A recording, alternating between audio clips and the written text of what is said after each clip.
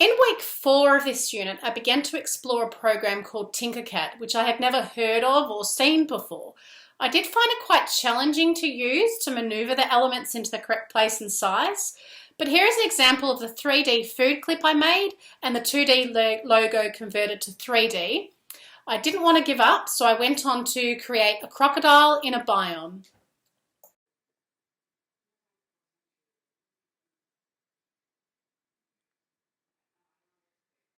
Here is a list of the curriculum links within this Tinkercad project. The maths links are embedded and visible in the video on the side here. Tinkercad uses a grid system to measure the sizes of each shape and line. It uses angles and degrees of shapes in relation to each other, as well as the length, width and height of objects. The design and technology links are embedded because prior to building my crocodile, I drew out some rough plans on what shapes I would be using to put my crocodile together. I considered the resources of shapes within the Tinkercad program, and we also shared our projects as a class on Padlet, which helped to inspire ideas on how to build our creatures. The digital technology links are also embedded because while using this digital technology, I had to follow algorithms of shapes and sizes and test my work and look at it from different angles and make alterations on any errors that I came across. I also had to use repetition when I created items like the spikes, teeth and legs of the crocodile. If I were to use this Tinkercad project in a lesson plan for my class, I would incorporate the science link. The growth and survival of living things are affected by physical conditions of their environment. I would ask the students to investigate further about the environments their chosen animals come from and any environmental impacts they may be facing. For example, pollution, introduced species, environmental changes, and then they would present their Tinkercad project with the information found. Why? Because it also displays a cross-curriculum priority of sustainability, as shown in the examples on the screen. It also follows an inquiry-based learning approach, which can help build student engagement. The assessment type for Tinkercad would be a formative assessment, which would be class discussions on the animals in the biome.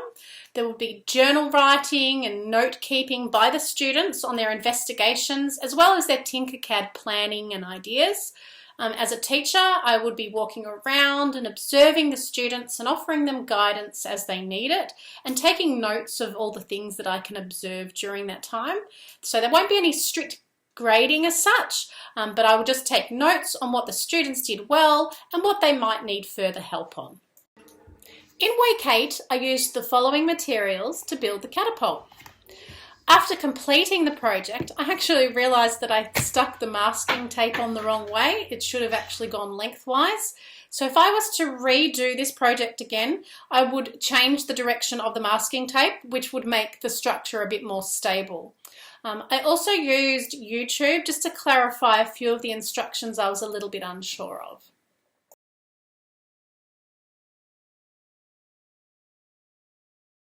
Here is a list of the curriculum links within this catapult project. The science links are embedded in the testing and operation of the completed catapult. The pull of the catapult arm stretches the rubber band, creating tension, and then the release of the arm results in the push of the item in the cup being flung across a distance. The design and technology links. Manipulating materials and following the techniques provided in the slides, as well as watching YouTube videos for extra guidance when constructing the catapult. Gathering and matching the materials list and joining techniques to the catapult design plan provided by the teacher. The mathematics links are found in the project because the structure of the catapult follows a 3D pyramid shape. Students solve the design problem by making sure all the ice cream sticks are measured and placed evenly to build a strong and symmetrical structure. If I were to use this catapult project in a lesson plan for my class, I would incorporate this list of science, mathematics, and design and technology links. The students will test run their catapult and make alterations if needed and keep notes of this in a reflective journal. The students measure and record the data of speed and weight and then create various visual displays, such as graphs. For the Catapult project, I would use a summative assessment. This would happen at the end of the lesson plan. Students will be completing weight and speed testing, which would be recorded in Excel spreadsheets. They'll make bar, pie, and dot graphs. This will be submitted for the assessments, and students will also be asked to complete a quiz about different types of data, displays, graphs, as well as shapes, as you can see by the example below. Hello, my name is Isabel. What is your name? It's nice to meet you. I love dancing. What is your favourite thing to do? Wow, that sounds like so much fun. Which famous ballet has a Christmas theme? A, The Nutcracker, or B, Swan Lake? Well done. True or false? Ballet steps like jeté and pirouette are French.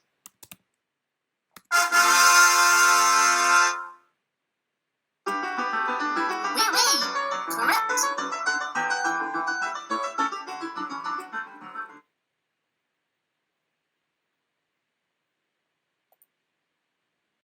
Here are some of my planning work as well as my completed coding for Scratch, which was completed in week 9.